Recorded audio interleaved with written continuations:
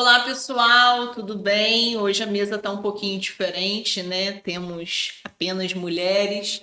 Hoje eu estou aqui assumindo o lugar do professor Diógenes e essa composição ela não é à toa, né? Nós temos hoje o tema Os Perigos da Cultura Red Pill no Ambiente Escolar. Então estamos aqui com a coordenadora Carol, com a professora Flávia, com a psicóloga Aline e nós vamos direcionar alguns assuntos muito importantes. Bem, obviamente, né, quando a gente fala das ciências sociais, como eu sou professora de filosofia, sociologia, né, humanidades e história também, é claro que eu vou puxar sardinha, né, para dados estatísticos, para questões sociais.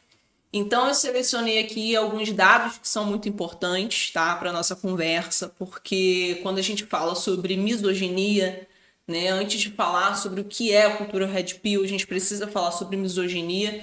Nós temos aí uma questão que aborda a aversão a tudo aquilo que é feminino, o discurso de ódio contra as mulheres, né? A gente precisa, inclusive, saber essa diferença entre machismo e misoginia. O machismo está muito estruturado na concepção da superioridade, né, do homem em relação à mulher. E a misoginia tem esse flerte muito grande com o discurso de ódio, com essa aversão, né, à mulher. E aí, estamos falando, né, de um país, quando falamos do Brasil em si, e aí eu tenho aqui algumas informações do Senado Federal, né, que registra que em 2025 foram registrados 1.470 casos de feminicídio, o maior número desde 2015.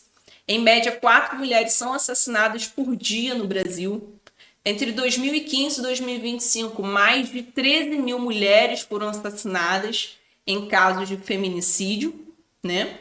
E aí nós temos a questão da lei do feminicídio, né, que vai justamente tipificar o feminicídio como uma circunstância qualificadora do homicídio. Então nós temos penas que vão aumentar, né, diante dessa concepção dessa lei de 2015.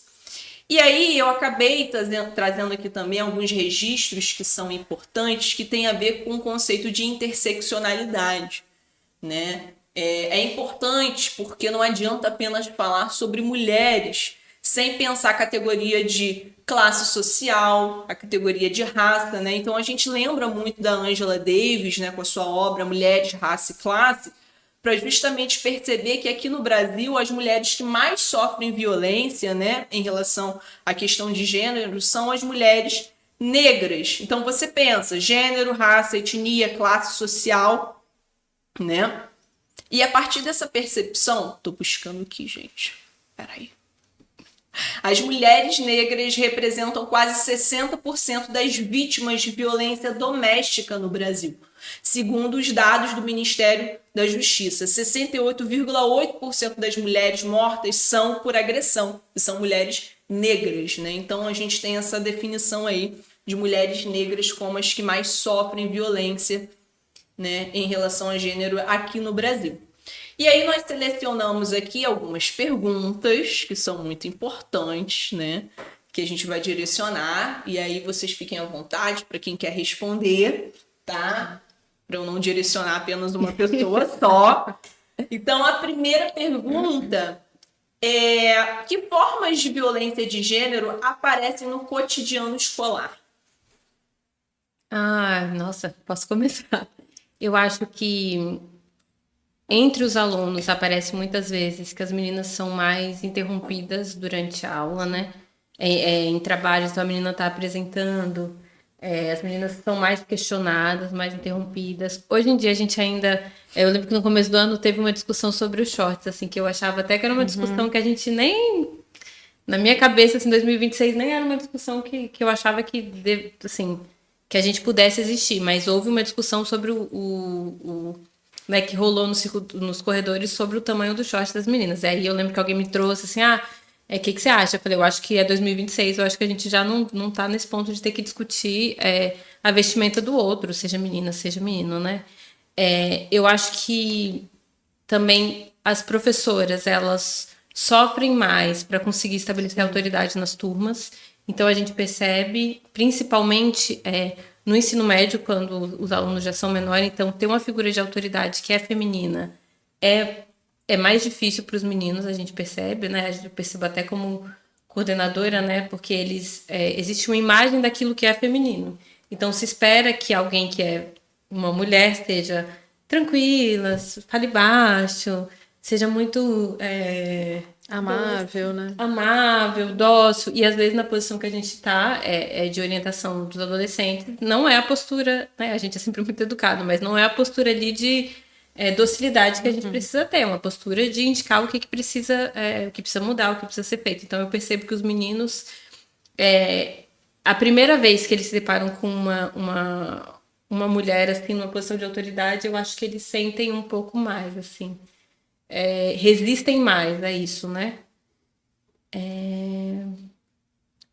Esqueci a pergunta. Não, era isso, né? De que maneira chega no ambiente escolar, Como que né? chega E aí vem uma pergunta muito importante. Alguns desses comportamentos costumam ser tratados como coisa de adolescente? A gente ouve muito isso, né? Tudo bem, isso é coisa de adolescente, né? Deixa passar. Não por mim. Mas eu percebo, às vezes, no pátio, quando eles estão em ambientes que não estão sendo... A gente não fica o tempo todo no pátio vigiando o discurso, Não né? nem tem como, né? Nem tem isso como. acontecer, né? A gente consegue observá-los assim à distância, né? Assim, dentro da rotina deles, mas a gente não sabe muito bem o que está sendo falado. A gente percebe, às vezes, nos esportes, assim. Então, eu lembro de uma vez já passar e aí eu ouvi, assim, uma pessoa falando para outra. Era uma discussão aqui, sempre tem os conflitos por causa do espaço de bola, né? Todo mundo quer jogar. Esse é um bom lugar para a gente falar sobre isso. A gente pode falar. Aqui no Aprovado é uma questão, uma coisa da bola, né? O esporte é uma questão, sempre foi assim. E a gente tem, para garantir que os meninos e as meninas joguem, a gente tem uma alternância das quadras nos intervalos, que ela não é por quantidade de pessoas, ela é por gênero. Sim. Então tem o dia das meninas e o dia dos meninos. E aí no dia... Porque o que acontecia? Como as meninas eram minoria numérica de quem jogava, os meninos sempre jogavam e as meninas nunca podiam jogar. Então tem essa regra aqui, acho que já há alguns anos, né? Na verdade, isso rolou um conflito, né, sobre isso. Porque, na verdade, como elas eram numericamente menos, né? E também, acho que rolava também uma questão de domínio mesmo, porque era como se a quadra, acho que isso estava meio que implícito ali, né? A quadra é dos meninos. Porque ele joga futebol. É masculina. Exatamente, é como se principalmente fosse deles, né? E isso era misto, só que o que acontecia, né, na realidade era que elas eram ou excluídas ou elas eram meio que expulsas do jogo, que ficava de um jeito que elas não podiam estar mais ali. Elas não queriam jogar daquela forma, elas queriam só relaxar, né?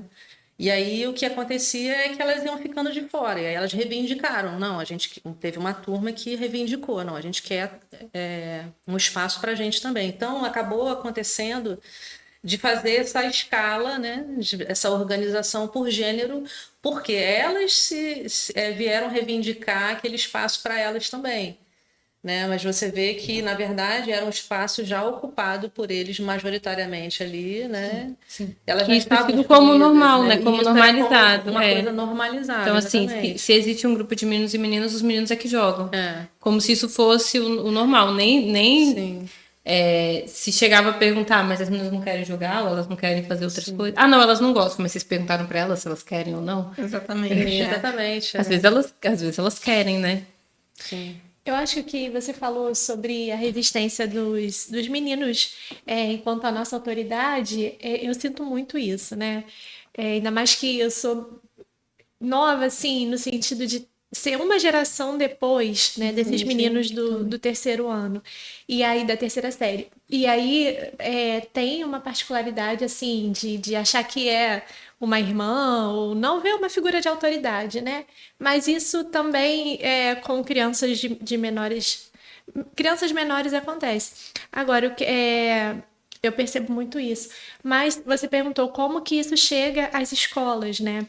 Como que essa cultura Red Pill ela chega. E aí eu fico pensando muito na questão da brincadeira. Muita violência é instituída pela brincadeira. E muitas das vezes tem uma certa tolerância justamente por conta desse discurso. É coisa de menino. Ou então, é coisa de criança, de adolescente. E aí essas brincadeiras são questões que têm me incomodado ao longo do tempo, né? Como, por exemplo, eu tenho um monte de situação para falar, mas vou falar de uma que foi recente, com alunos, não vou citar a série porque, né? Mas assim, com alunos pequenos, né?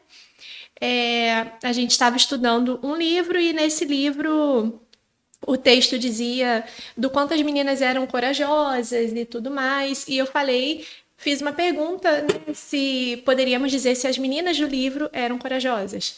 E aí um menino falou assim: bom, do livro sim, já que nessa sala nenhuma é.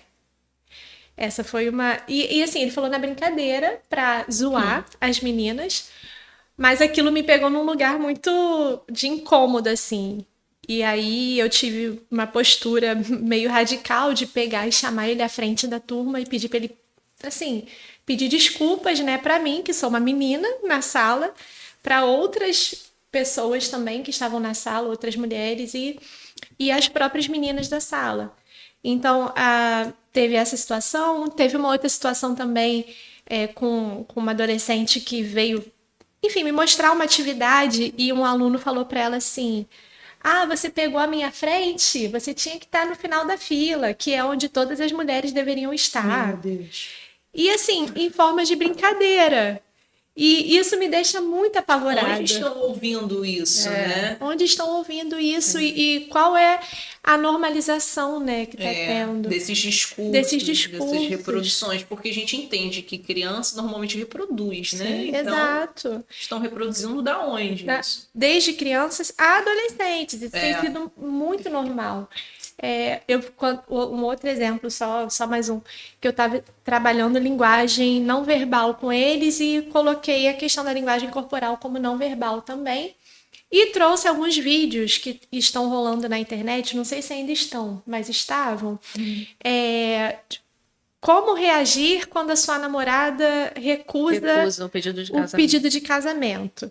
E são Pavoroso. vídeos pavorosos, assim, Não vi. de uma violência vídeo no absurda. TikTok, TikTok, assim, aquela trend, reação né? POV. Aham. Bem, POV, sua namorada recusou o seu pedido de casamento. E aí, assim, como reagir?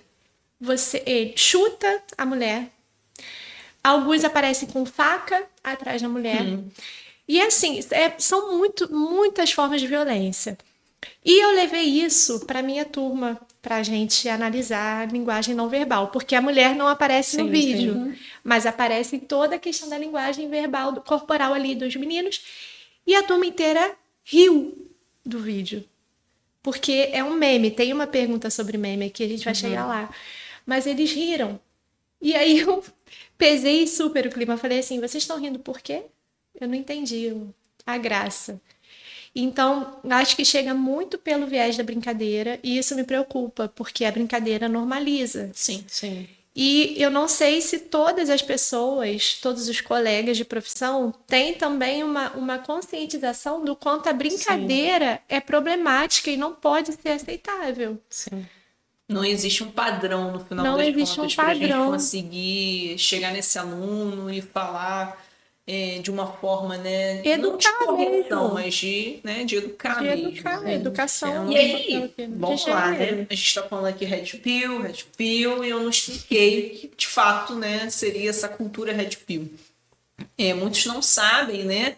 Mas isso veio daquele filme antigo que todo mundo assistia, Matrix, né? Eu, como professora de filosofia, quantas vezes eu usei Matrix para explicar Platão, a caverna, fora da caverna, né? Então, esses homens, esse movimento, né, do masculinismo, que são vários movimentos que vão se espalhar, muitos vão falar que o masculinismo vem dos Estados Unidos, outros vão falar que esse movimento se espalha, né, por vários países, mas o lance é que chega ao Brasil, né? Chegou ao Brasil, e aí essa questão do Red Pill em si tem a ver com a pílula azul, a Blue Pill, e a Red Pill, que é a pílula vermelha. A Blue Pill seria a pílula que te mantém dentro da caverna, digamos assim, onde você continua não enxergando a verdade. E a Red Pill seria justamente essa pílula vermelha que vai mostrar a realidade como ela é. Seria, né, ali no platão exterior da caverna.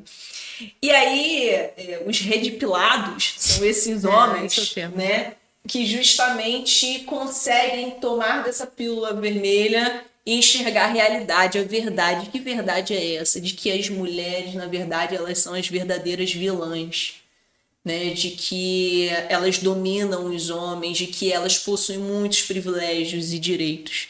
Então, esses homens deveriam, de certa forma, tomar consciência, né, desse lugar deles, de que eles são superiores. Então, é essa verdade que eles vão se apropriar, que é a verdade que eles criam dentro desse movimento, né? E isso me preocupa muito, obviamente, como professora, né?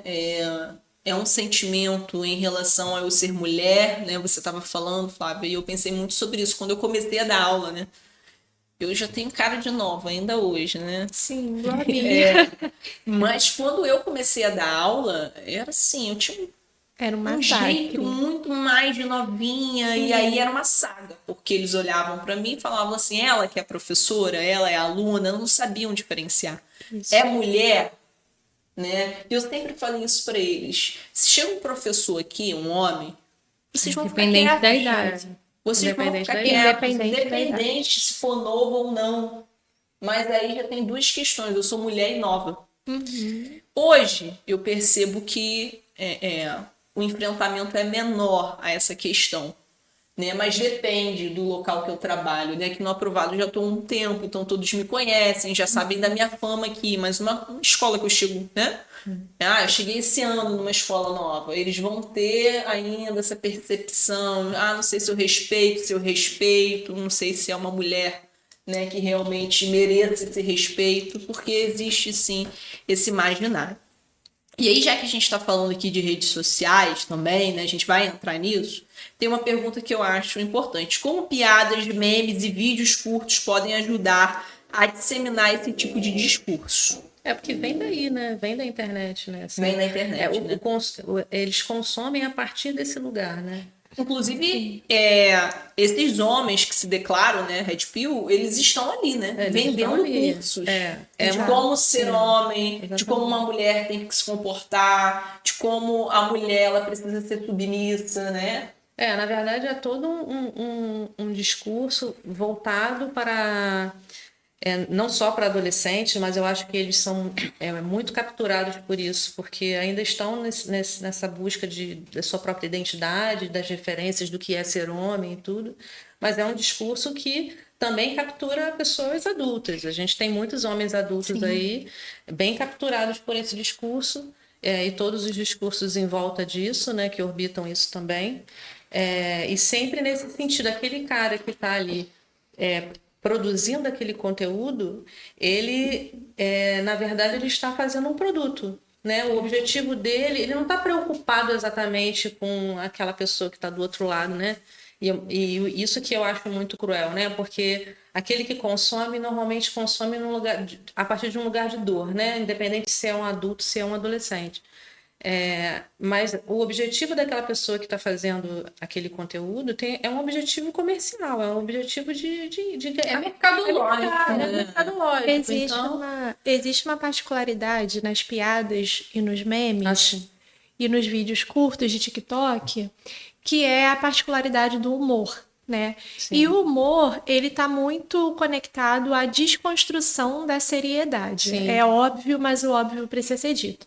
E aí, quando você desconstrói a seriedade de uma pauta tão problemática que é a violência de gênero, você ajuda a normalizar, ou você mantém uma estrutura de normalização ali. Então, por intermédio do meme, como esse meme, como reagir à negativa, né, do meu pedido, você acha engraçado, você desconstrói a seriedade e você não só desconstrói a seriedade, você torna confortável um assunto que é extremamente desconfortável. Então, o papel do meme é conforto. E aí, a violência de gênero é um assunto extremamente desconfortável. Então, como que você, pelo discurso, você vai e deixa de tocar na dor, né? Porque quando você vê uma notícia, a mulher negou, sei lá, num Cidade Alerta, num jornalismo que é sensacionalista, né? Você fica horrorizado. Nossa, como que ele deu 7 facadas numa mulher só começa porque ela assim, ligou? E só que o sensacionalismo, ele traz um peso, e esse peso ele pode gerar uma conscientização. O meme não. O meme ele desconstrói esse peso para que você não sinta essa dor direta da culpa ou da violência te atravessando, né? Então, o meme ele é muito mais problemático, inclusive, do que o sensacionalismo da mídia. Né? Com certeza. E quando a gente aborda a questão de gênero na escola, eu percebo que os meninos ficam muito incomodados. Sim. Que é como se, de alguma forma, a gente fosse tirar os direitos deles, né? Exato. Silenciá-los de alguma forma. Só que quando a gente fala sobre gênero, né? A gente não fala só sobre mulheres, a gente fala sobre gênero. Estamos falando também sobre todos, né? Sobre eles. Sim. E aí é trazer uma conscientização das desigualdades que existem no Brasil em relação a gênero, obviamente, mas isso não quer dizer que eles vão ser diminuídos de alguma forma, né? Então essa conscientização ela precisa ser dada justamente através de dados, né? Mostrando que o Brasil é uma sociedade, sim, muito formada nesse patriarcalismo, nesse machismo. E quando a gente fala sobre violência doméstica, a violência doméstica, quando a gente pega ali alguns países, enfim, né, faz uma pequena pesquisa, a gente percebe que ela ocorre principalmente nos países onde a desigualdade de gênero é muito maior. Então, os países que possuem uma desigualdade menor de gênero, né, em relação ao trabalho, seja o que for, no meio político, a violência doméstica também ela é menor. Então, a gente vê que, inclusive, hoje, a gente não vê mais essas propagandas, né? Como se passavam antigamente, do homem batendo na mulher, dando um tapinha assim, né, de correção. Não é mais de uma forma escancarada como essa propaganda, mas está justamente nos memes, né? Isso. Eu acho que tem uma coisa que, às vezes, quando acontece alguma situação e a gente precisa fazer orientação para o aluno, e às vezes falam, não, mas ele não fez nada, ele só fez um comentário sobre. Aí eu gosto de falar que a gente tem uma coisa que é a violência, ela não começa na agressão fisicamente, né? Ela vai escalando e ela tem um disco primeiro, né? Não ia falar de texto, mas vou falar de texto. Tem um texto do Adorno sobre a Barbary, que chama Educação após Auschwitz, que ele vai falando que como a gente constrói condições para a Barbary. Primeiro a gente cria um discurso, e aí ele vai, né, falando as etapas. Primeiro a gente cria um discurso que desumaniza o outro.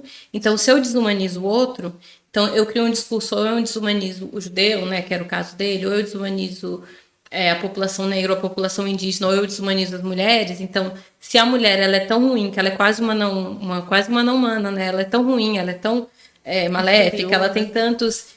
eu vou criando um campo onde a Bárbara é possível, né? Se alguém entrar aqui e falar assim... Aline, ou Sabrina, ou Flávia, faça algo violento. Você vai falar, não, peraí, não é assim. Porque ninguém faz uma ação violenta do nada. E é isso que às vezes os pais não percebem. Por isso que a gente precisa corrigir as situações antes que isso escale para uma violência, né? E a violência de gênero, ela é uma violência que ela tende a escalar. Então, a gente vê nos casos, por exemplo, de violência doméstica, que são os casos mais comuns, que, em geral, uma violência que escalou. Então, ela começa com... o cara critica sua roupa, e aí depois restringe o seu uso do dinheiro, restringe a sua saída de casa, até que isso vai virando, né? Vai quebrando vários... Escalonando, né? Vai escalonando até uma violência, que é uma morte, né? Muito... Que aí vem o feminicídio, né? Então, por isso que eu acho que é importante falar isso, porque às vezes os pais e as outras pessoas que estão num ambiente em que você tem menos adolescente, porque uma coisa é você ter uma amostra de um adolescente ali, outra coisa é você ter uma amostra como a gente tem de muitos alunos, e já ter uma experiência de ter passado por muitas situações ao longo do processo. Então, quando a gente indica... anos, né? Ter uma amostragem maior disso também, né? Então, quando a gente indica, olha, esse discurso aqui, ele pode não ser violento agora, obviamente, mas isso aqui é um discurso que a gente está preocupado, porque isso pode se tornar uma violência, ou isso pode ir para uma concepção de mundo, que é uma concepção de mundo, que às vezes a família não acredita também, que é uma concepção de mundo violenta, machista. Muitas famílias, quando a gente chama até para falar, eles falam, nossa, mas eu nem imaginava que o meu filho tivesse exposto a esse conteúdo, porque não é o que a gente acredita aqui, né? E é isso que chega online, né? Muito sem filtro, porque a gente não consegue... a gente antes, né, muito tempo atrás, o discurso era dado ou pelo Estado, ou pela igreja, ou pela família. Agora a gente tem múltiplas pessoas que dão o discurso, né? Então a gente tem múltiplos discursos, alguns muito preocupantes. E a gente não consegue abrir, a gente abre o YouTube, se você procurar lá, não façam isso, mas se você procurar lá Red Pill, você vai encontrar um monte de conteúdo, inclusive até no YouTube Kids, por exemplo, se você procurar, porque tem formas de driblar isso, né? Então, cada vez a gente tem mais falado para os pais sobre o controle parental, sobre entender o que o filho está consumindo, os meninos e as meninas, né? Sim, os meninos e as meninas.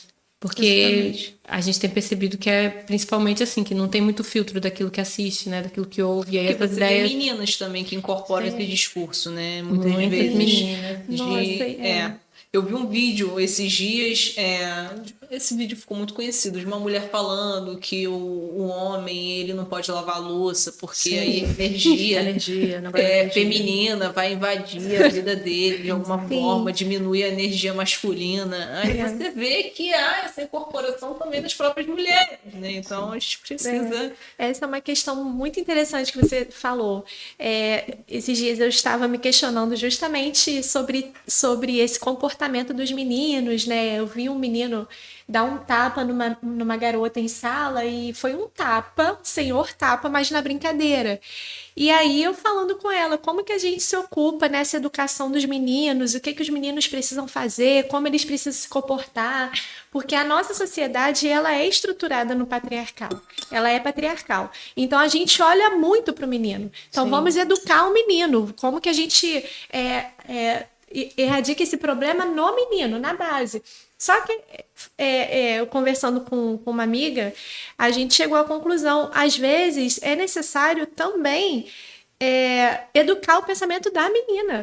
Principalmente, como é que essa menina, ela aceita um tapa? Como que essa menina, ela ri e acha que é uma brincadeira. Então, é sair, né, da conscientização. A gente tem aqui uma série de questões do que fazer, o que o menino pode fazer, o que é a questão do masculino, por que os meninos não estão bem, os meninos. Mas e as meninas também nesse processo de conscientização? Que elas estão enxergando em casa, inclusive, né? Sim. Porque é o papel da família que é muito importante nesse processo, né? Entende? Eu ia até fazer essa pergunta, mas não vou te cortar, não. Pode continuar. Não, é isso, né? Quando a gente fala dessa questão de mulheres que incorporam esse discurso, sobretudo, a gente também se ocupar em redirecionar o olhar não só para o masculino, não só para a educação do masculino, né? Os nossos meninos, os nossos homens, eles são extremamente educados, tudo volta para eles, né? Isso tem me incomodado um pouco também, porque eu acho que passa muito pela educação da conscientização das meninas, no fortalecimento mental, psicológico para essas meninas, da não aceitação de determinadas brincadeiras, de determinadas caixas que são colocadas, de estabelecer limites claros. Então, é necessário falar para o público masculino, conscientizar, sim. Mas também. Mas eu acho que, não só também, acho que principalmente, porque eu acho que a virada de chave, ela não vai vir com a conscientização do masculino. Não acredito nisso. Porque para eles é bem confortável, assim. Eu acho que a virada de chave vem por intermédio dessa conscientização das mulheres, principalmente. Então... Fortalecimento. Sim. E assim, essa questão da família, né? Porque hoje você vê, inclusive, muitas famílias que são conscientes em relação a essas questões, né? De que, o meu filho, ele precisa respeitar a mulher, não é não. Você vê essa introdução, às vezes, desses discursos dentro de casa.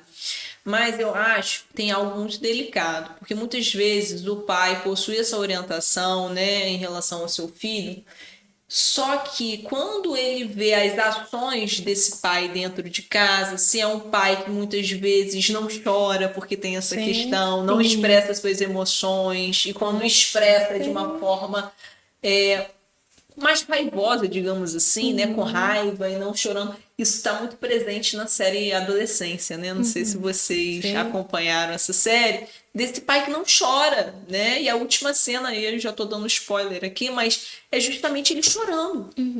Depois de tanto tempo, a importância disso, né? Então, não é apenas o discurso, é perceber como é esse ambiente escolar, entendendo que a escola ela precisa sim ter o papel da família nesse processo, né? Porque a gente tem as instituições sociais, né? Eu estava lembrando muito aqui do Balma, da função dessas instituições, a perda justamente dessa força dessas instituições, porque a nossa socialização primária é a família, mas a secundária é a escola, né? Então a gente precisa ter essa união dessas instituições justamente para a gente conseguir trazer uma conscientização maior, né? E pensando ainda no Bauman, eu lembrei da questão da cegueira moral, né?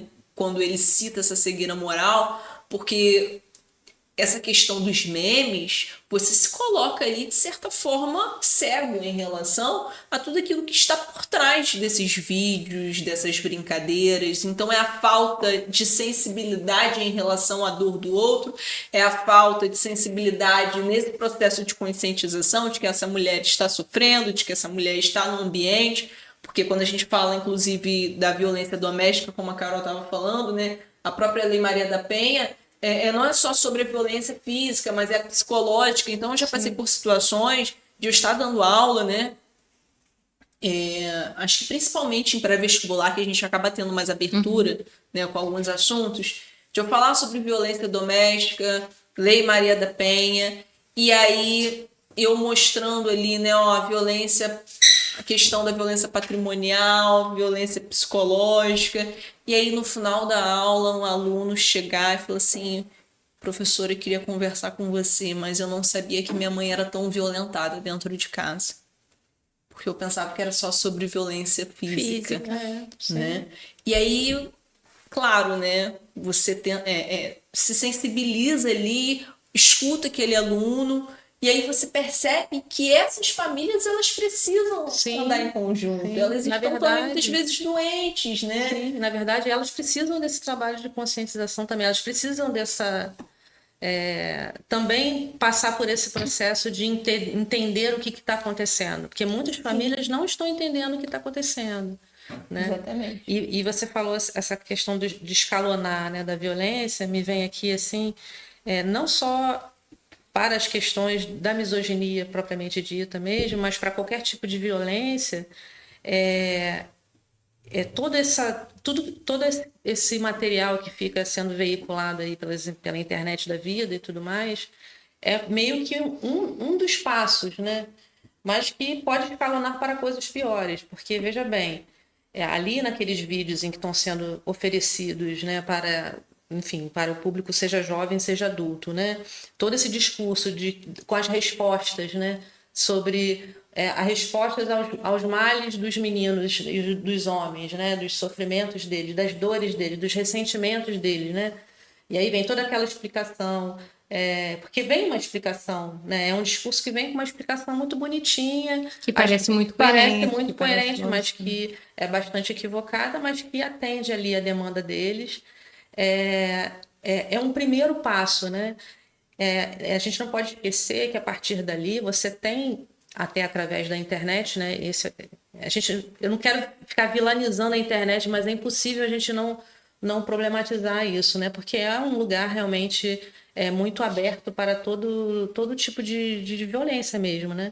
Porque além dos conteúdos de YouTube, de Instagram, que desses homens, né? Dessas pessoas que fazem esses conteúdos, você também tem essas plataformas que são as plataformas onde acontece tudo que estava antigamente no submundo ali da internet, que agora está muito mais acessível, né? Como o Discord e outros. Jogos online, às vezes. Né? Os jogos online, às vezes, né? Então, que é um lugar onde aquela violência que já está ali, né?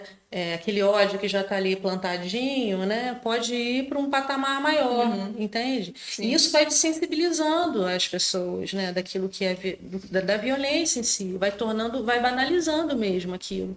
Porque quando você entra em contato primeiramente com um discurso que seja violento, agressivo, né, ou uma imagem que seja agressiva, num primeiro momento aquilo pode parecer muito assustador, muito desconfortável.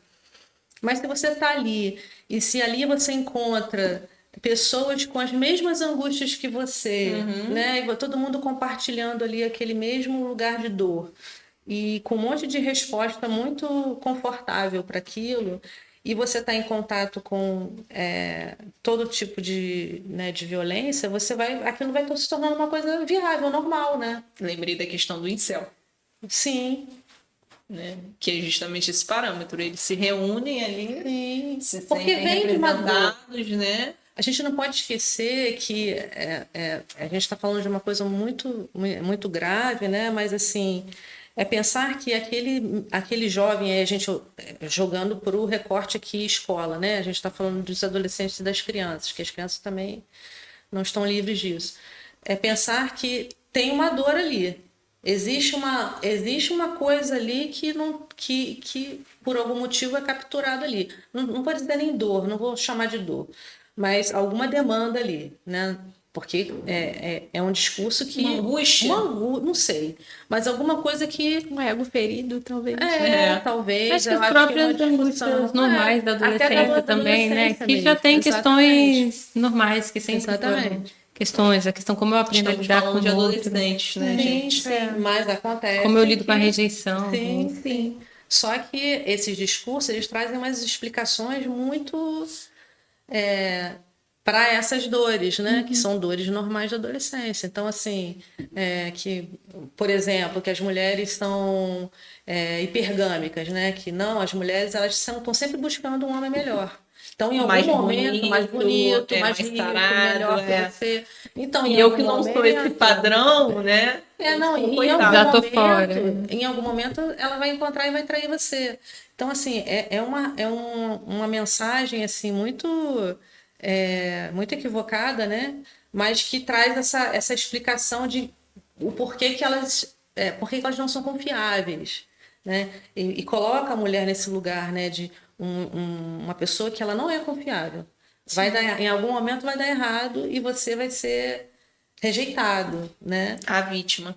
Vai ser a E eu vítima. acho que tem uma coisa que é como os meninos encontram muito menos espaço para fala, então os meninos têm muito menos espaço para uma fala mais emocional. Sim, Isso que eu ia. Aí vem uma pergunta. Pera lá, gente. Vocês estão antecipando minhas perguntas aqui.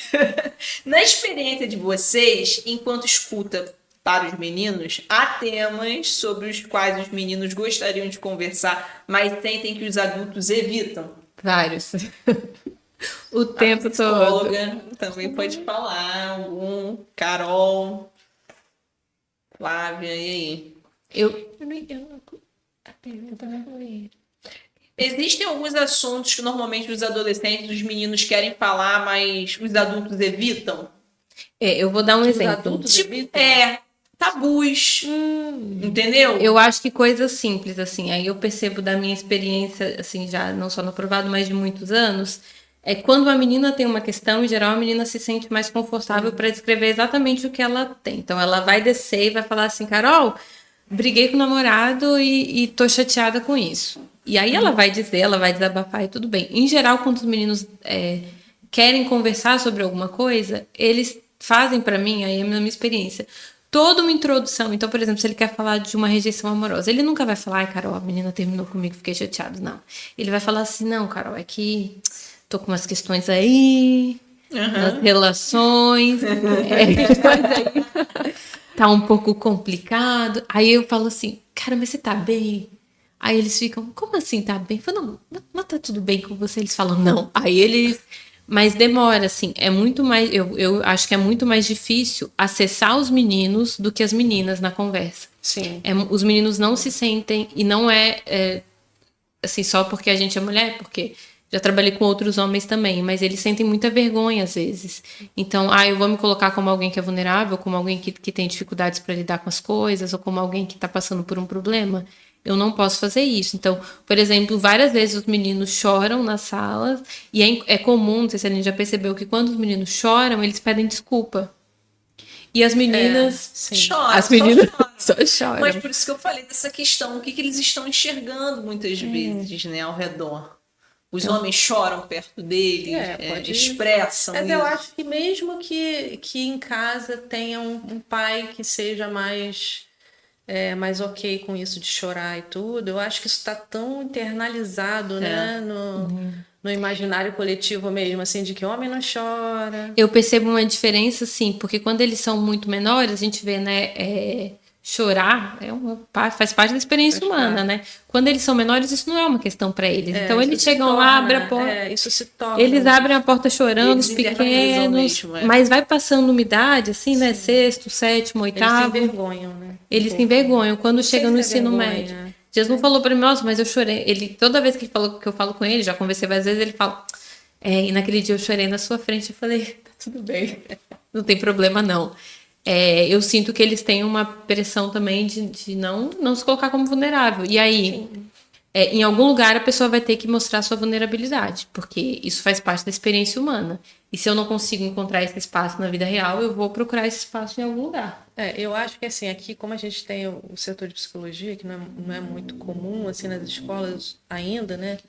Mas ainda a procura é muito menor, mas eles ainda é um lugar que eles conseguem relaxar um pouco mais, porque ali, acho que simbolicamente, é um lugar que eles sabem que ali tem um sigilo, ali é um lugar de acolhimento, eles estão lidando com uma pessoa que está ali para aquilo mesmo, né? Então, eu acho que eles pelo menos muitos deles, né, conseguem estar ali mais à vontade e mais vulneráveis, vamos dizer assim, né? Conseguir mostrar um pouco mais da vulnerabilidade. Mas se você... eu não vou ter esse número, obviamente, mas assim, pensando aqui, é realmente muito mais meninas do que meninos que me procuram com as suas questões emocionais, assim, ou quando estão num dia ruim, né? Então eu acho que isso faz muito parte realmente desse estereótipo mesmo, né, do que é do que o homem precisa performar, né, para ser homem. Por isso que os discursos masculinistas são perigosos, porque eles vão intensificar ainda mais essa narrativa, né? De que eles não podem ser assim, que eles precisam ser homem de verdade. E aí é o nosso maior desafio, né? E assim, uma coisa que eu estava reparando também, eu já acompanho esses conteúdos já tem um tempo, porque, né, enfim, eu atendo pessoas, eu preciso estar antenada. Mas assim, infelizmente, eu tenho um contato bem direto assim, com isso há muito tempo. E uma coisa que eu estava observando, assim, que esses discursos do Red Pill, principalmente, assim, ele traz uma coisa como se fosse, e eu acho que por isso que encanta muitos adolescentes, uma coisa meio que heróica, quase, sabe? Quase faz só que dá errado, né? A vida não sustenta, né? Não é uma coisa que sustenta. Um herói que vence a sociedade, vence o mundo, porque vence vem tudo, com isso, né? quer dizer, é uma coisa. Você Vê as mulheres, né? Enfim. Porque o que acontece? É uma coisa da verdade, eu tenho aqui uma verdade né, que vai ser mostrada para você. Você é especial porque você tomou essa verdade. A pílula vermelha, e agora você sabe de uma verdade que ninguém mais sabe. E você vai ter grandes desafios para isso, porque tem toda uma saga, né, para se tornar esse homem. Você tem que seguir todos esses conselhos, você tem que performar isso, aquilo e tal. E lá no final, aí você vai também ter o sucesso, porque também está vinculado a sucesso financeiro. Aí, junto disso, tem os conselhos de ganhar dinheiro e um monte de outras coisas, né, de produtividade. A sociedade do cansaço, que eu não aí a outra fica aqui, disso. Ó, só na reverência. Mas aí tem isso, né? E aí, como se fosse uma coisa realmente muito heróica, e que no final das contas ele vai ter um saber que vai fazer com que ele seja especial. Só que quando chega na vida real, não é isso, né? Isso não se sustenta. E aí eu acho, a minha preocupação que eu tenho, e isso tem muito a ver com a série Adolescência, né? É bem desconfortável assistir, né? Nossa. Mas ela é sensacional. Porque A realmente cena com a psicóloga. é porque a minha preocupação é justamente essa do real, na hora que esses meninos todos forem para o mundo real. Porque é isso, quando você está lá, que você assiste um podcast desse, eles estão dentro de uma bolha, né? Eles estão ali, Então, assim, como a gente aqui, né? como a gente aqui. E aí um fala, outro fala, não sei o que, eles estão dentro de um universo que está tudo muito encaixadinho. Mas vai para a vida real. Será que isso dá certo mesmo? Quando ele for rejeitado por uma mulher, Como que vai ser isso? né? Não necessariamente por uma mulher, mas foi pela quando vida. vier a rejeição, né? E que vai vir, porque é parte da experiência da Ele vida, vai se né? acolher ou ele vai retribuir de uma forma violenta, que é o mais comum, Exatamente. né? E que é uma coisa que a gente está vendo o tempo todo. Existe um crescimento que a gente não pode deixar de não perceber, né? Um crescimento grande aí, de violência, né? Contra as mulheres, que é uma coisa real, está aí. Nossa, mas é tão interessante você falar sobre essa questão do que o Red Pill traz de encanto para esses jovens, porque a gente precisa entender de fato o que captura, né? E aí, por que a violência cresce, então? Porque quando você tem. Pensando aqui, né? Quando você tem essa percepção de que você é um herói e você tá engajado ali no movimento que vai te fazer um masculino ideal, quase que romântico, né? Um romantismo que tem por trás disso, assim, romantismo literário, inclusive. E aí, quando você ouve o não, esse não fica insustentável, porque Aí vem a a violência, figura né? do imaginário, né, já que a gente está falando de teóricos, o Roland Barthes vai falar disso, a figura do imaginário dele, do auto-imaginário Sim. se desconstrói. E aí é quando ele não consegue lidar com essa ruptura do imaginário, Sim. e aí ele parte para a violência. Sim. Então, é muito abstrato, é muito teórico, como trazer essa conscientização para eles. Como conscientizá-los de que eles estão sendo capturados por uma imagem romântica, idealizada e imaginária. Né? Fico pensando muito, assim, a minha via é sempre pela literatura, sempre Sim. que eu posso estar né, trabalhando. É um caminho. É um caminho, mas não é o fundamental, porque a gente sabe que hoje também adolescentes não estão muito sensíveis ao projeto literário.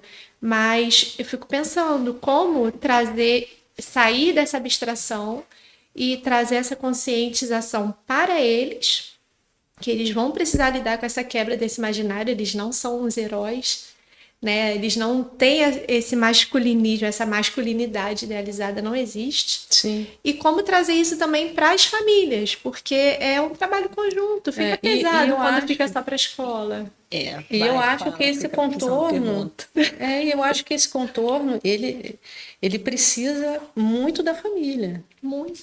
Então, como avisar a família que os seus filhos estão reproduzindo esses discursos dentro do ambiente escolar? Sendo capturados por esses discursos. Porque antes de haver a reprodução, tem a captura. Então vocês acham que é a partir disso, né? Por isso que eu acho que esse contorno da família tem que acontecer. Porque é a família que vai fazer esse contorno do que ele vai acessar. É porque é difícil você chegar para um pai e falar assim, poxa, seu filho, ele tá, de certa forma, violentando, né?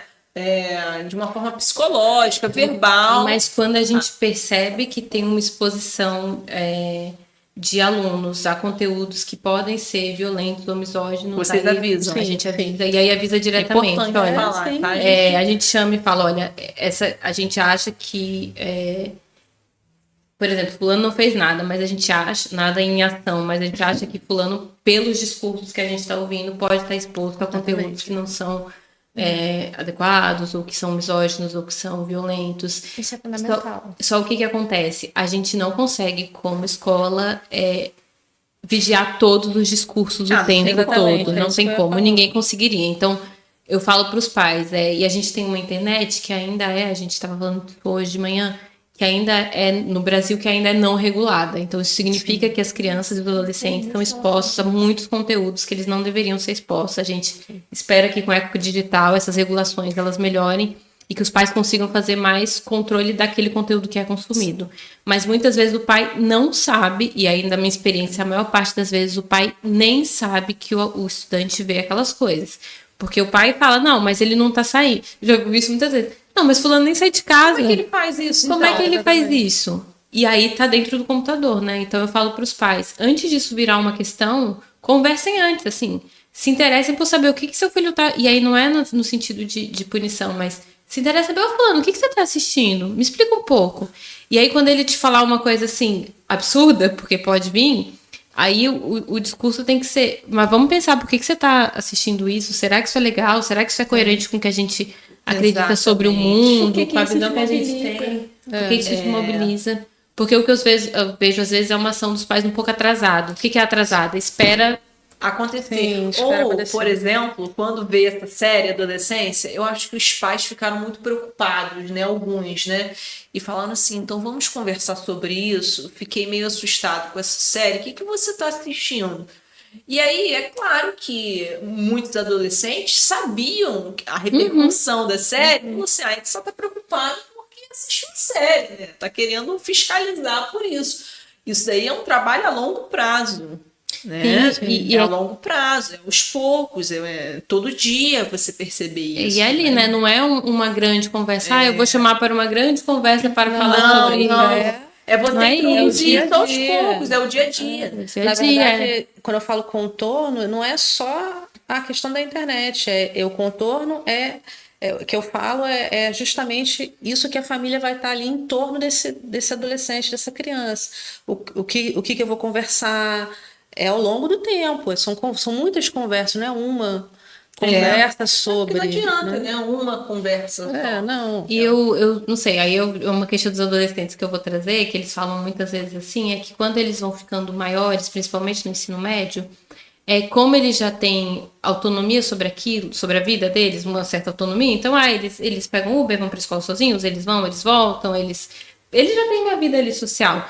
Eu acho que os pais se desprendem um pouco deles, e aí eles se queixam muito do tipo, é que o meu pai, eu fico muito só. Eu escuto, a queixa de eu fico muito sozinho, eu escuto muito com os adolescentes. Eu fico muito sozinho. Eu falo, mas aí você fica vendo o quê? Às vezes eu queria ter alguém para conversar. E isso é da primeira à terceira série. A reclamação de que não tem ninguém para conversar, e quando eles vão lá embaixo, quando eles encontram a gente, eles conversam um tanto assim, é muito recorrente, assim.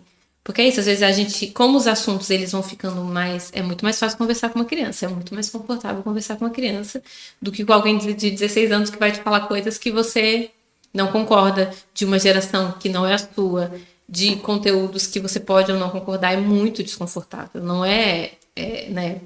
Para os pais isso é também complicado, mas é importante porque uma coisa é certa, se não houver o espaço de conversa em casa, vai encontrar um outro espaço. E eu quero que o meu filho, que um outro adulto, na internet, que eu não conheço, que eu não sei de onde veio. Que eu conheci no jogo. Que tem isso.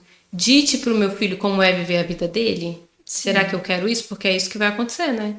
Então, e a gente percebe, né, que os adolescentes mais protegidos, em geral, são os adolescentes que têm uma melhor relação com os pais. Sim. Ou melhor relação com outros adultos. Sim. Porque aí eles conseguem, pelo adulto, também conseguir filtrar aquilo que ele fala, não, Carol, eu até vi essa coisa, mas aí eu falei com minha mãe já me deu um toque, aí eu já falei, não, talvez seja um pouco estranho, porque até tem um adulto ali. Né, também, né? Porque não é só sobre fiscalização, é sobre exemplo também, é sobre referência, né?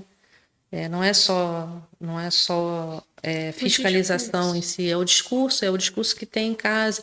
E o adolescente, ele tem muito isso, né? Assim, eu sempre atendi adolescente, assim, ao longo dos anos que eu me tornei psicóloga, por um acaso do destino, sempre veio adolescente. Não sei por quê.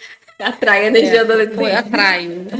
E eu sempre falei muito sobre esse diálogo, né, com o adolescente, porque tá lá, o adolescente está grande, quando é menino já está com barba, já está com uma voz, já está alto, está forte, a menina já está uma mocinha. E aí os pais às vezes caem numa situação em que eles enxergam os filhos já grandes. E aí já está pronto. Só que ele não está pronto. Ele ainda precisa muito dos pais perto. Ele ainda precisa. Só que isso vem junto com um humor também complicado, né? Que meio que reporta isso, de manhã. Né?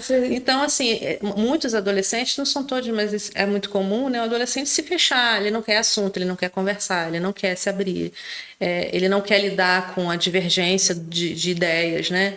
Ele é resistente aos pais velhos e tal, enfim.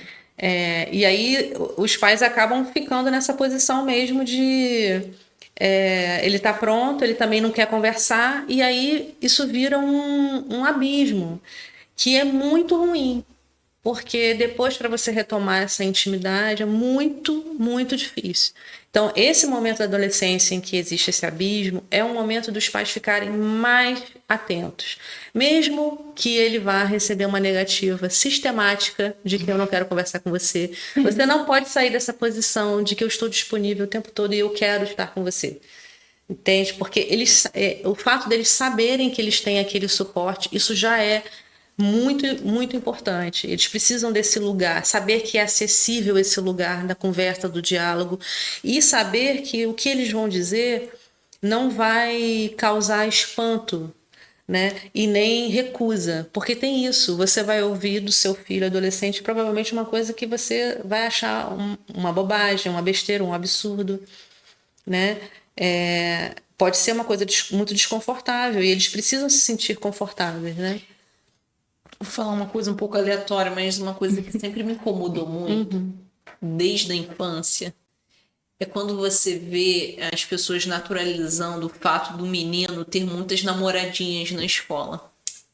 Né? Não sei se vocês já perceberam isso. Então tá tudo bem ele ter várias namoradinhas na escola, porque tem muito isso, né? Um menino, e aí, ele já tem namoradinha na escola, e daqui a pouco, eu tenho 3. E aí, quando ele cresce, como ele olha para essa mulher? Ele tá objetificando a mulher, né? Então, esses discursos, eles também começam aí, né? Nessa parte da infância, né? De certa forma. E é por isso que eu queria fazer uma pergunta que eu gostei muito, que é essa daqui, peraí. Se vocês pudessem mudar uma única coisa na forma como os meninos e as meninas aprendem a se relacionar, o que seria? Uma coisa só? Tem que ser uma, senão a gente vai ficar aqui até amanhã. Nas meninas eu mudaria a aceitação de determinadas brincadeiras, de determinados lugares que são colocadas e acham que está tudo bem. Isso eu mudaria. Nas meninas eu colocaria uma revolta primordial, assim, sabe? Eu sempre tive. Então eu não entendo essas meninas não terem. E os meninos, eu não sei. Eu acho que eu mudaria, assim, tanto para menino quanto para menina, essa questão mesmo dessa coisa de que menina faz isso, menino faz aquilo. Menina menina. As caixas, né? As caixinhas. Eu acho que eu desmontaria essas caixinhas. Eu acho que porque é isso. As meninas acabam fazendo, porque isso é desde muito pequenininha. Elas recebem brinquedos que são da cozinha. São as bonequinhas, né? Que elas vão ser. São as princesas. São as princesas. É tudo muito delicado. E os meninos já com brinquedos mais do esporte, mais o carrinho e tudo mais. E eu acho que isso parece uma bobagem, né? Parece uma coisa pequena. Mas eu acho que é importante que os meninos tenham acesso aos brinquedos do cuidar, porque é isso. O cuidado ele acaba sendo atribuído para o feminino, né?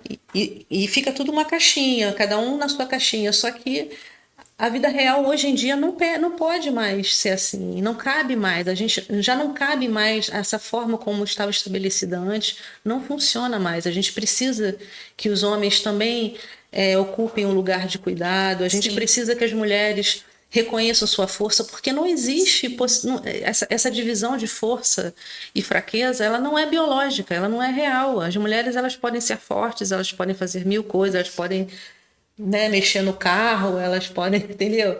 Aí Elas te podem lembra tudo. da Simone de Beauvoir, né?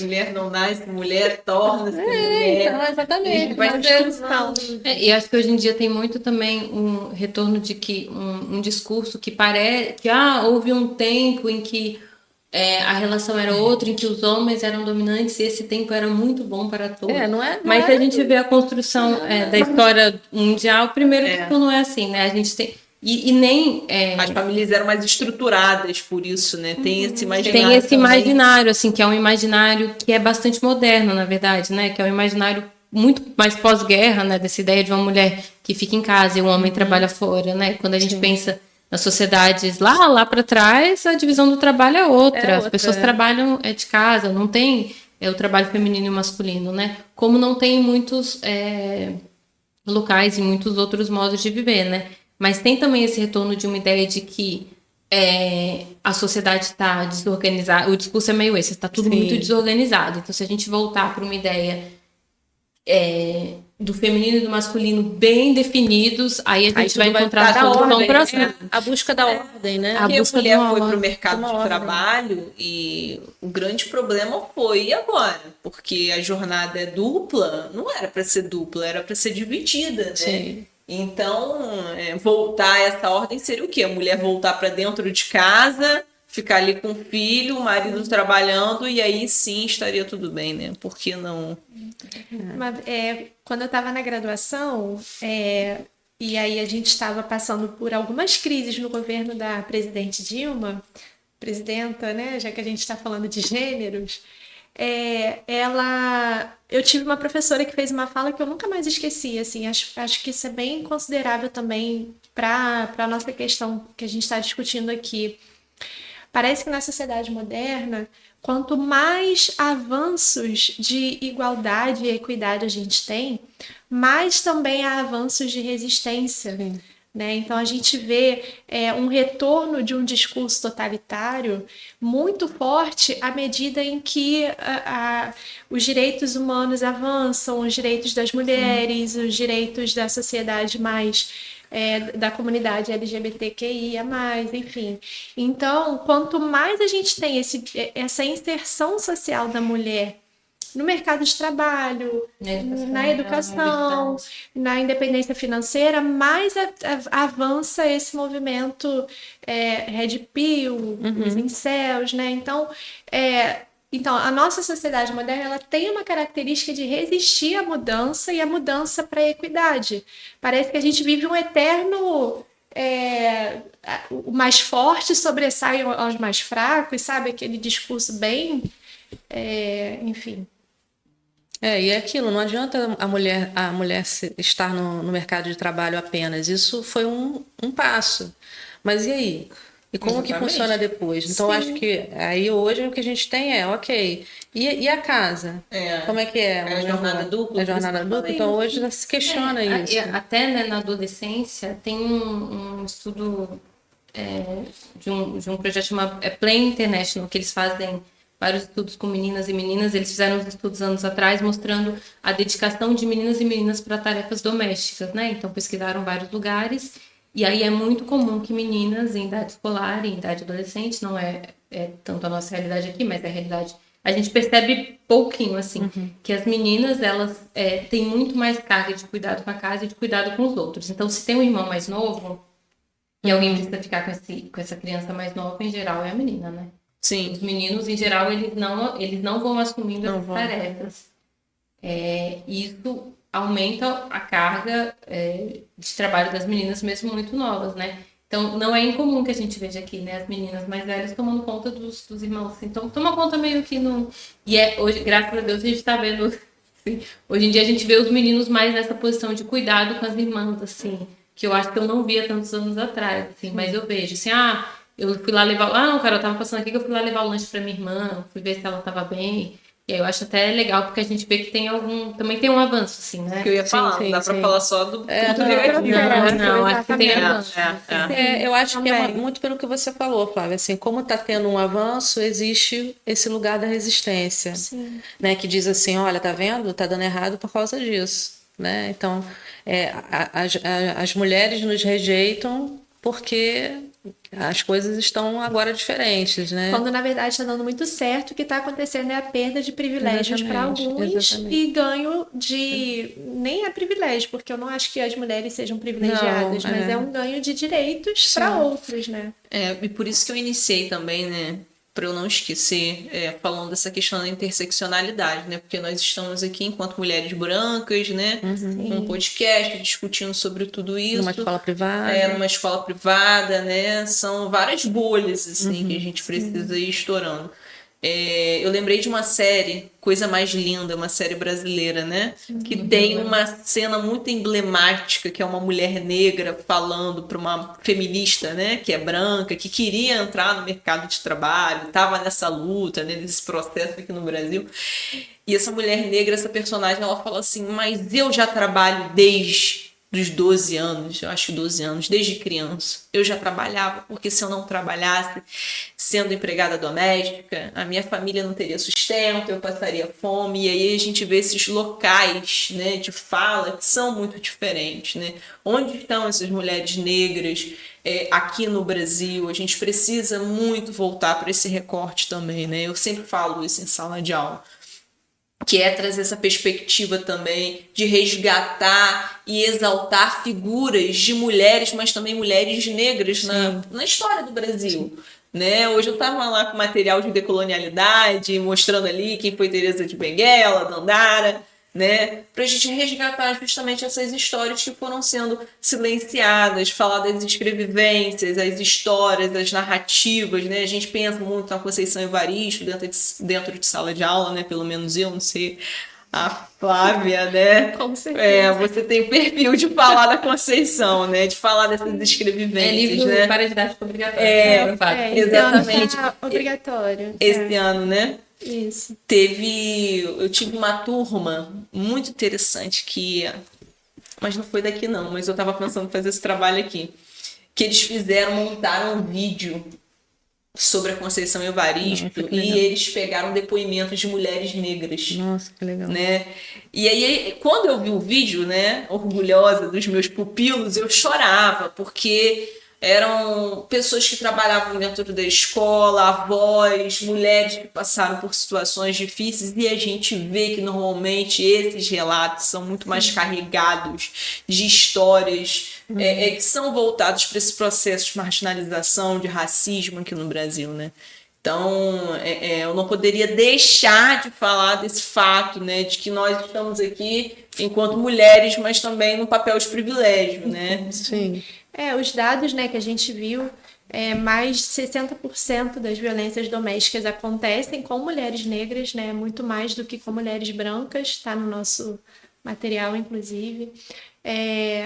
E é muito, muito interessante você falar isso, porque eu me graduei na UF, né? Também. E eu fiz graduação, e a minha graduação inteira eu fiz, enfim, dei continuidade aos meus estudos, né, até o doutorado e tal, e desde então eu não tive acesso a professoras negras. Eu tive uma professora negra, que é a Iris Amâncio, né, que foi até a fala dela que eu trouxe dessa questão do avanço, né, quanto mais direitos você tem, mais resistência. Foi a Iris que falou, me lembrei muito dela. E isso é sintomático, porque a gente tem ali uma bolha intelectual, né, uma universidade pública, em que você não vê mulheres negras. E isso se estende também para a nossa própria bolha, né? A quantidade de alunos negros que a gente tem na nossa escola é bem inferior ao que a gente tem, por exemplo, nas escolas públicas, porque eu também dou aula em escola pública e é discrepante, assim. A situação já é o contrário, não tem alunos brancos na sala, se tem, são 2 ou 3, né? Então, de fato, é uma questão a se pensar, né? Essa violência de gênero e de racial também, né? Eu lembrei, eu acho que foi a Djamila que falou isso esses dias, numa reportagem que ela diz assim, é uma escritora negra, enfim, filósofa, que ela diz assim, eu não quero mais ser um objeto de estudo, eu quero ser o sujeito, eu quero ser a pesquisadora, porque vocês ficam estudando, né? os problemas em relação à marginalização das populações negras, mas eu quero fazer parte dessa produção cultural, né? Dessa produção intelectual. Isso é muito interessante. Eu acho que a gente já está já quase chegando aqui, né? Esgotando nossos repertórios. Tem uma pergunta, eu não sei se vocês querem falar de mais alguma coisa, vocês querem? Aqui é bem democrático, né? Tem que ser. Não sei. Não sei. Vai fluindo aí. Vai que indo, a gente a vai... gente vai com você. A gente está contigo. Então tá. Para vocês, como seria construir uma escola mais inclusiva e respeitosa para todos? Eu acho que a gente está caminhando para isso, assim. A gente está caminhando para isso, assim, caminhando. A gente está no caminho. Percorrendo esse caminho. Eu acho que é uma preocupação muito de todos, né, da equipe. Eu acho que a gente fala muito sobre isso, né, o tempo todo. A gente está sempre tentando criar coisas novas. A gente se angustia muito o tempo inteiro, na verdade. Cada vez que acontece alguma coisa, a gente traz para a pauta, vamos conversar. A gente se incomoda muito com tudo assim que acontece, verdadeiramente, assim. Mas é muito difícil fazer esse caminho. E aí eu vou falar do recorte mesmo daqui do aprovado, né? A gente é uma escola privada de alto desempenho, onde o tempo Artigo precioso. é muito precioso, né? O tempo é essencial aqui para poder que a gente atingir o objetivo, né? Da nossa proposta. E é difícil trabalhar com esse tempo. Então a gente está muito nessa. A gente tem muitas ideias, a gente tem muita vontade, e a gente tem uma equipe multidisciplinar muito boa de professores, de coordenação, de direção, psicologia. E eu acho que é uma equipe muito, muito rica, assim, sabe? Mas a gente está tentando descobrir a forma de driblar esse tempo aí para conseguir fazer mais coisas. Mas a gente a gente está buscando fazer campanhas mais melhores, né? Mas sempre nesse problema do tempo. Pode falar. Eu acredito, eu vejo que um diferencial muito bacana do aprovado é o projeto integrador. Sim. Porque o projeto integrador é o momento em que a gente tem com os alunos desse diálogo mais social. Né? Então, a gente teve no projeto, no primeiro trimestre, a gente teve uma discussão que partiu do livro da Ana Paula Maia, que é uma escritora negra, né, que é decolonial, a literatura dela é incrível, para falar sobre situações de colônias penais no Brasil. E aí a gente tocou em assuntos extremamente delicados, de alta conscientização da nossa juventude. Em uma das apresentações de um grupo, um aluno chorou. Olha que legal. Ele chorou e me fez chorar, obviamente, porque eu sou manteiga derretida, né? Um homem. Um homem, sim, um homem. E ele foi fazendo uma associação com os personagens da Ana Paula e trazendo isso para a realidade. Ele falou assim, olha, esse personagem tal, ele sai, no romance, ele sai da prisão e ele consegue um emprego, mas isso não é verdade.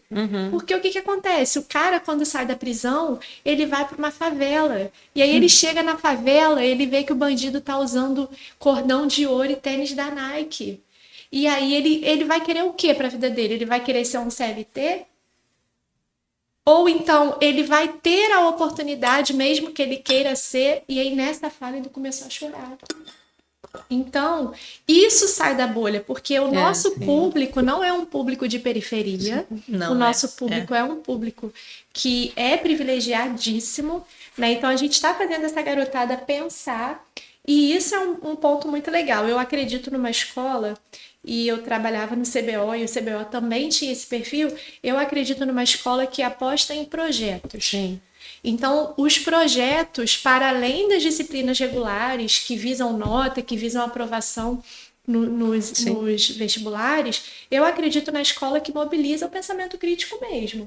E aí o aprovado tem esse projeto integrador. O CBO ele também, né? sempre teve as feiras literárias, que eram lindíssimas também, que mobilizavam esse momento de pensamento crítico. Na escola pública onde eu trabalho tem projeto, inclusive o tema desse ano é Caminhos para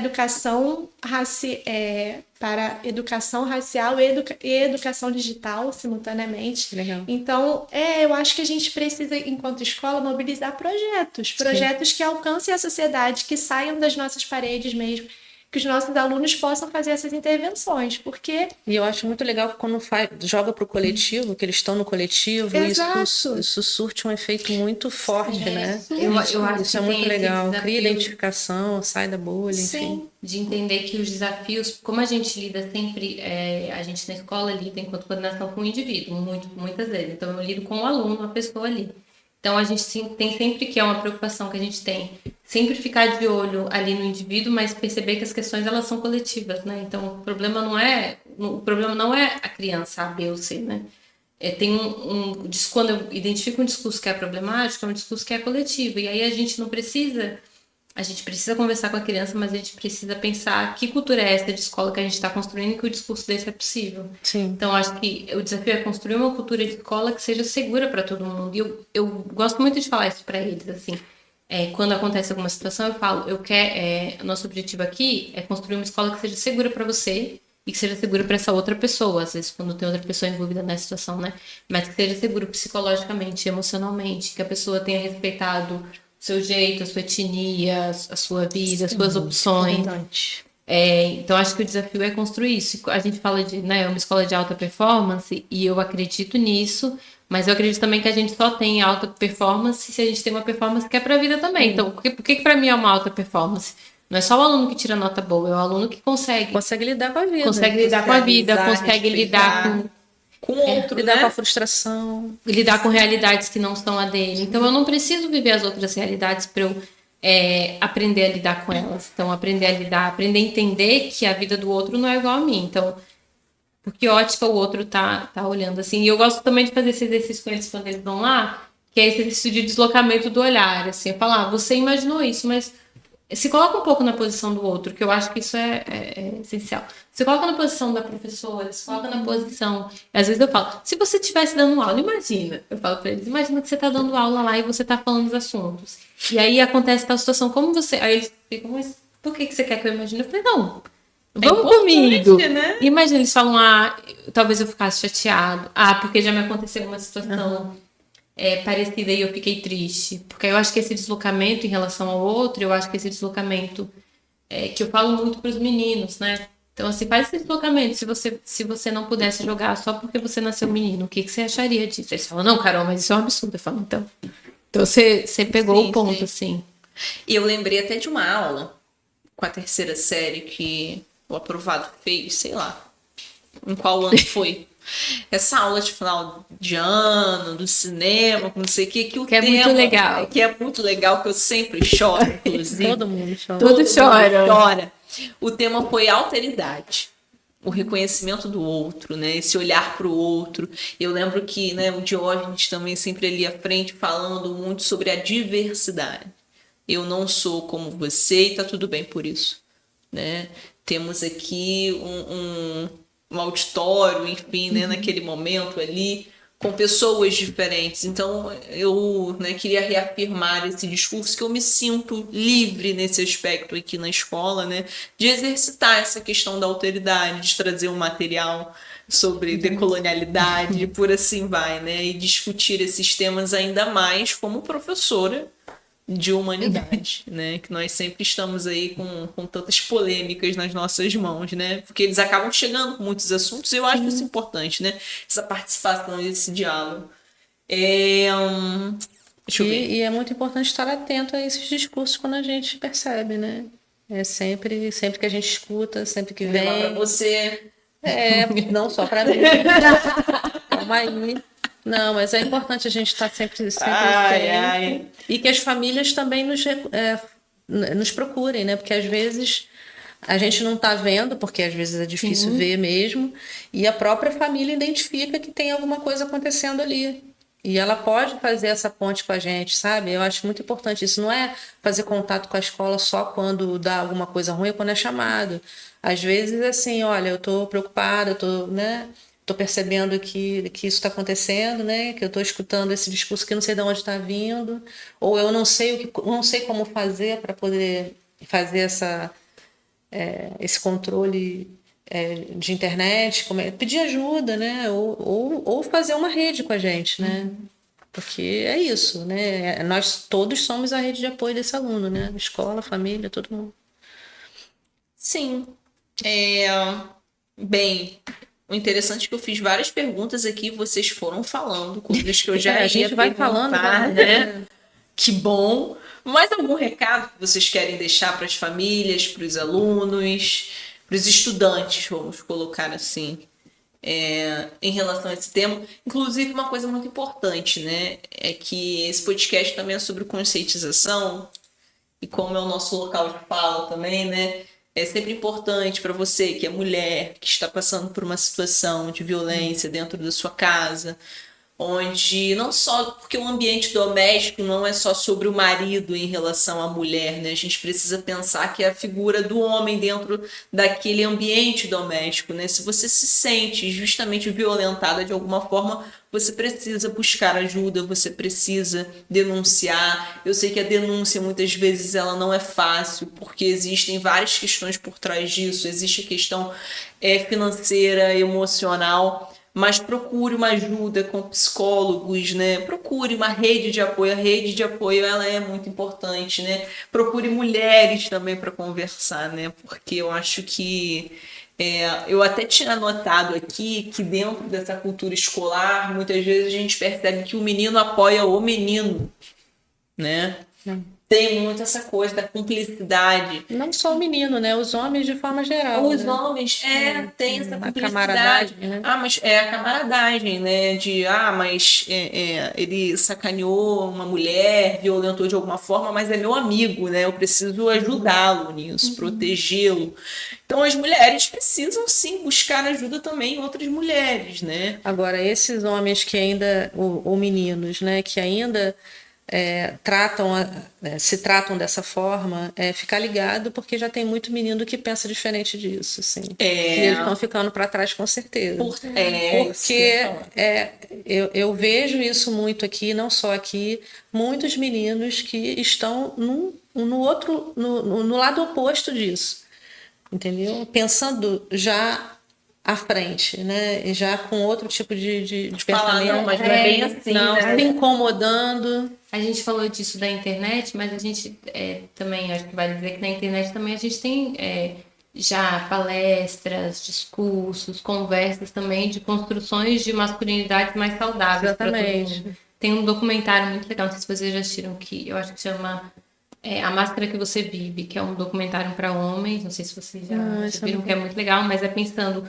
Então, como a gente pode construir um masculino que seja mais saudável, que não seja violento e que tenha, né, estabeleça relações melhores sociais e com a família e com o grupo, assim. Então, é legal falar também para os homens que existem também existe também esse conteúdo, né? Que a gente falou só do lado ruim da internet, mas tem um monte de gente pensando em modos de fazer um masculino mais saudável, né? E mais saudável não só para a mulher, mas saudável para ele também, porque o masculinismo ele é muito negativo para o homem também. Assim, não falando de violência, mas estou falando de autopercepção, né? Porque imagina, você crescer com a ideia de que você não pode ser frágil. Isso que é próprio do ser humano. Então, né? Que é algo que não funciona. Chega lá na frente e não funciona. Então, só que é lógico que quem sofre mais com isso é a mulher, porque ela é a vítima da violência, né, nessa relação. Mas existe aí vamos dizer assim, um sofrimento que é real também, né? Que é você crescer achando que você tem que ser... para você estar no mundo, você tem que ser grandioso, você tem que ser o melhor, você tem que ser... Né? E isso, na prática, não funciona. Na vida real. Eu acredito que é dizer para esses meninos que a escola é um lugar de socialização, né? E de pertencimento. Então, eu acredito também que muitos meninos em algum lugar dentro deles saibam que certos discursos não correspondem à realidade, são errados, mas permanecem nesse discurso pela aceitação, pelo pertencimento, para não ser isolado pelo grupo, né? Mas a boa notícia é que quando o grupo começa a se posicionar de outra forma, se você pertence a um grupo e você já se posiciona de outra maneira, você também pode posicionar outros meninos de outra maneira e seu grupo começar a ter uma outra configuração. Então, eu acredito que muitos discursos que são reproduzidos é por conta disso, por essa questão de pertencimento e pelo medo do isolamento. Então, é não ter medo do isolamento. Se o isolamento acontecer, buscar alternativas para lidar com esse isolamento ou inserir-se em outros grupos que sejam mais condizentes com o que ele acredita, mas principalmente para os meninos que se sentem incomodados com esse discurso de violência, não deixarem de se colocar, não deixarem de demarcar o incômodo que está ali, independente de terem medo de serem rejeitados ou não. Né? Então, acredito que saber mesmo, ter a consciência de que ele pode se posicionar contra isso. O discurso da violência, ele é um discurso que ele pode ser, sabe, contrariado. Sim. E o menino, ele precisa sentir essa firmeza. Pode contar comigo sempre, né, se forem meus alunos, para se posicionarem contra esse discurso misógino, contra esse discurso de, né, a misoginia, ela acontece numa violência muito mais prática ali, mas o machismo, ele também é incômodo, por exemplo, quando você debocha de um professor, ou quando você, mulher, né, de uma professora, quando você debocha da sua amiga porque ela se posicionou de tal forma, Ou descredibiliza aquilo que foi falado dentro de sala de aula, inclusive, que eu já vi isso acontecendo. Nossa, de aluno perguntar para uma mulher, né, para uma professora, determinado conteúdo e perguntar para um outro professor da mesma área, mesma coisa, para ver se ela estava certa. Olha, um aluno do 9º ano me perguntou, vem cá, vírgula, você é formada em quê? Um menino de 9º ano me perguntou em que eu sou formada, porque eu o desencantei em relação à escrita. Sua escrita não tá legal, você não tá conseguindo acompanhar e tal. E aí veio a descredibilização, né? Então acho que você, né? tipo, quem você é, mulher? Enfim, então acho que tem... perguntar se essa pergunta aconteceria se fosse um professor homem. Exatamente. Não aconteceria, pois é, exato. Né? Então, eu acho que é tomar mesmo a consciência de que em algum lugar, quando você não acredita nesses discursos de descredibilização ou misóginos, né, pode se posicionar contra, você pode se reconfigurar em outros grupos, você pode se fazer diferente, sabe? E eu acho que a escola é um lugar, assim, ímpar, porque a escola é um lugar formado prioritariamente por trabalhadoras mulheres, então isso é uma realidade em quase todas as escolas do Brasil, assim. Então é muito, né, a equipe é toda feminina, todas as psicólogas, as coordenadoras, é uma equipe grande de professoras, mas acho que poderiam ser mais. E ao mesmo tempo que é um lugar de muitas mulheres trabalhando, ainda é um lugar que a gente ainda lida com discursos machistas que tem a ver com sempre o questionamento do conhecimento. Então, porque a mulher talvez você não conheça tanto, que é um pouco isso, assim, né? Sempre perguntam, mas é isso, assim, eu já fui perguntada inúmeras vezes no que eu sou formada, mas assim... Nossa, isso também aconteceu uma vez, eu fiquei horrorizada. Não, já fui perguntada muitas vezes, em geral por homens. Nossa! Por homens, por garotos... porque é isso, né? Será que eu dou lastro para o que essa pessoa está falando? Então, talvez se tiver formação aí eu dou mais lastro. E aí eu nunca vejo essa pergunta sendo feita para os meninos, né? Para os homens, né? Então, homens. Se um homem chega lá e tem outra questão mais profunda ainda, que é quando você é exigente, sim, você é rígido. Ainda mais a gente de humanidades, né? Assim, professora de português vai me cobrar tanto, tá sendo muito rígida. Quando o cara tá tirando 0 em matemática de um professor homem, Tudo bem, né? E, pô, não, E é lógico, matemática, matemática é homem, mas sei lá, literatura homem. Não, cara tá exigente e tal. Sabe? Então tem essa questão também, né? Você. E onde você se formou, tem isso também. Ah, tem isso também. Nossa. Que já me perguntaram várias vezes, mas onde você se formou? Porque tem essa credibilidade também, né? Então, É como se precisasse Se se reafirmar O o tempo tempo inteiro. todo para poder estar ali naquele lugar, né? e Carol ainda tem o fato de ser mais nova também como coordenadora. Não, Sim. tem isso. Eu já presenciei, tá? Já. Eu tô sempre junto a Batman. Romário Bebeto do aprovado. Do segmento. A dupla. Mas já passei por situações assim. Eu acho que depois que os alunos. Agora os alunos já me conhecem, então eu já não escuto mais. A informação na escola é muito rápida, né? Então, você dá a informação ali pro primeiro, essa informação ela corre e aquilo vira assim. Então, mas nas primeiras semanas, os alunos tinham, quando chegavam. Porque aí o professor. Qual que é o que acontece? Em geral, o professor. Tá ali numa situação, a situação fica muito complicada, não dá para ele lidar com a situação, ele desce o aluno. Isso acontece com certa frequência. Aí eles chegam, eu vejo a cara deles de decepção. Quando eles me veem as primeiras vezes. Agora não, mas nas primeiras eles falam: Ah, mas é você? Eu falo: sou eu que vou ter essa conversa com você, né? Eu falo: senta aí a gente conversa e tal. Mas tem um processo de criar uma confiança que eu sei que não é o mesmo para meninos, porque eu sei disso. Porque eu tenho professores mulheres e professores homens e eu percebo também, né? Quando a gente coloca um professor homem em sala a primeira vez, eu não preciso dar credencial nenhuma. Eu só preciso falar, vai. E aí o professor entra na sala e aquilo ali tá pacificado.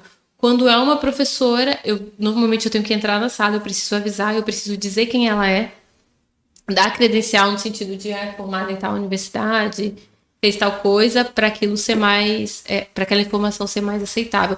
Isso é muito sutil, né? Eu falo, não, mas as pessoas falam, mas eu não percebo isso. A pessoa às vezes não percebe porque o olhar não está treinado para E às perceber vezes aquilo. não é o lugar de fala daquela pessoa também, porque às vezes é um homem falando isso, né? Por isso que eu falo para as pessoas, dá uma observada, assim, começa, só olha de fora como as relações estão, assim, dá uma olhada como quem não quer nada para você ver se não tem uma diferença. E tem uma diferença, né? A gente lida com essa diferença o tempo todo, assim. Então, tem muito essa questão, né, de quando são mulheres e as próprias meninas, às vezes, também, né? Porque elas também estão tão acostumadas com um mundo em que o domínio é sempre masculino, que elas também, às vezes, estranham, né? Sim. A gente consegue, mas a jornada é mais longa, com certeza, assim. Tenho certeza que um coordenador teria... a imagem dele chegaria mais rápido, assim, de autoridade, ou de confiança, ou de credibilidade pelo que fala, assim. Não tenho dúvida. Gente. E aí? E aí? Mais alguma alguma pergunta? coisa? Um recado para as mulheres desse Brasil, de Macaé, enfim. Não desista. Não desistam, né? Não, mas eu fico muito preocupada, mas eu fico muito animada também, assim. Eu tenho sentimentos conflitantes, porque quando eu vejo, por exemplo, algumas interações hoje das crianças menores na educação infantil, aí eu fico muito feliz. Que aí eu vejo os meninos, assim, quando precisa de ajuda, vai lá e abre o coração. Ou as meninas, às vezes, trazendo os meninos, falar, o meu amigo não tá bem, ajuda ele Essa para interação conversar. é importante, né?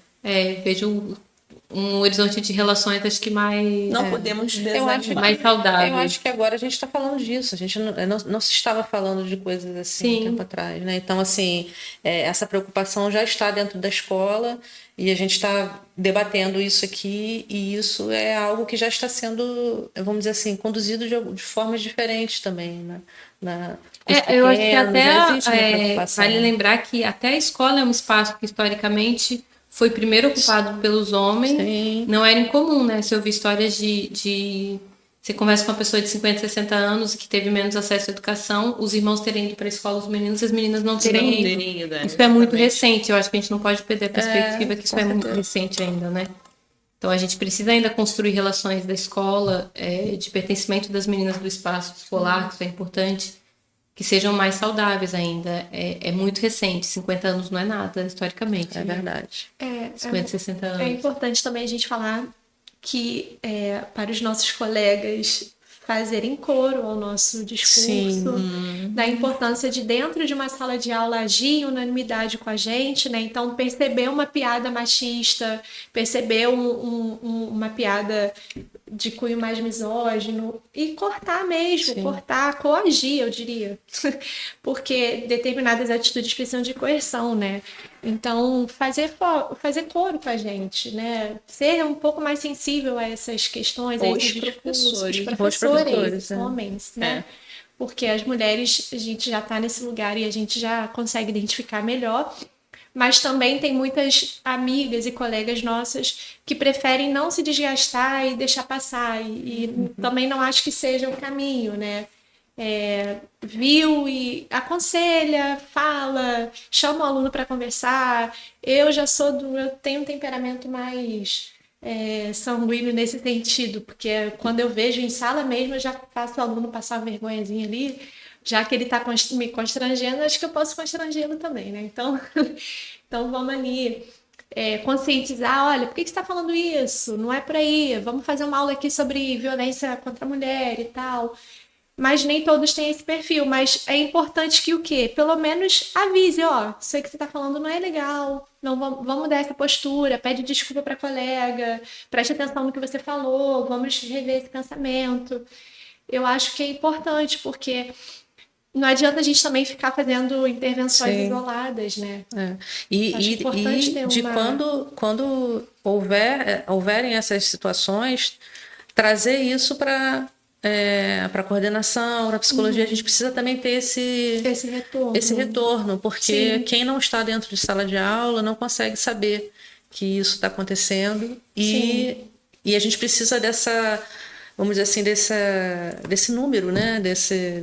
Desse número de vezes que isso acontece, quais são as turmas que acontecem mais. A gente precisa de dados para a gente poder analisar o que a gente tem aí para poder conseguir ter um plano de ação com relação a isso, né?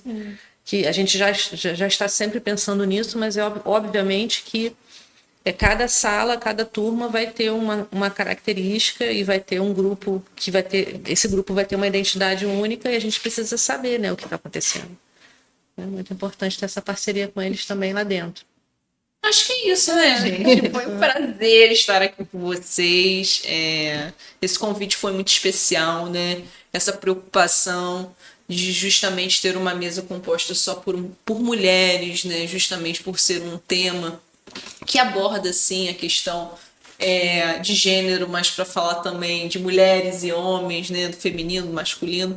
Então é importante vocês estarem, né, acompanhando aí nossas programações, que esse convite não seja apenas por esse motivo. Não sei se vocês gostaram dessa mesa aqui, de fazer parte de um podcast. A gente estava meio nervosa aqui, mas deu tudo certo, né? Então é isso, galera. Obrigada, Carol. Obrigada, Flávia. Obrigada, Aline. Foi um prazer. Beijos. Até a próxima, gente. Tchau.